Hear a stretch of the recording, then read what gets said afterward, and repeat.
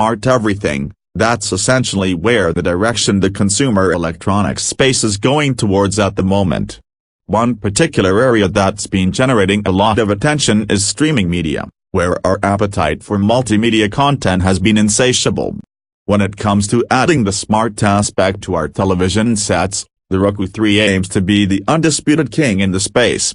The latest model adds a new remote with voice search capabilities to deepen its arsenal, but will it be enough to make it more attractive than, say, the Apple TV or Google Nexus player? The package contains Roku 3 enhanced remote in-ear headphones, 2 AA batteries, power adapter, quick start guide. Clearly, Apple and Google put in more effort into the designs of its streaming media boxes, which is made plainly more obvious after looking at the Roku 3. There's certainly not a whole lot of thought put into its design, which is as plain and straightforward as they come. It's compact in size, which is nice, but the glossy plastic squarish body doesn't exude something that's meticulously crafted like the Apple TV or Google Nexus player. Included in the packaging is an enhanced remote that's the primary means of interacting with the Roku 3. It's simple and ordinary, offering us easy navigation using the navigational pad and various buttons. There are even dedicated buttons for specific apps, such as Netflix, Hulu, Amazon, and Radio. However, they can't be mapped to launch other things, a shame, but totally understandable. It's all about the streaming with the Roku 3, which impressively wins us over with its diversified selection of channels and no-hassle navigation.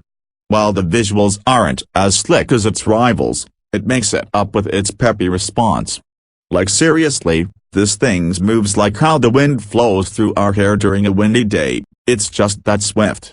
From moving through the interface, to launching a channel, everything is accompanied with a ton of snappiness. There's also a mobile app that works with the Roku 3, which is available for Android, iOS, and Windows Phone.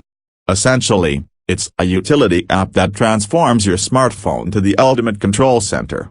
For example, there's a virtual remote that has all of the same functions as the standard physical remote, though we extremely adore how inputting searches is made easier using our phone's on-screen keyboard, as opposed to using the navigational pad to select each letter individually with the remote.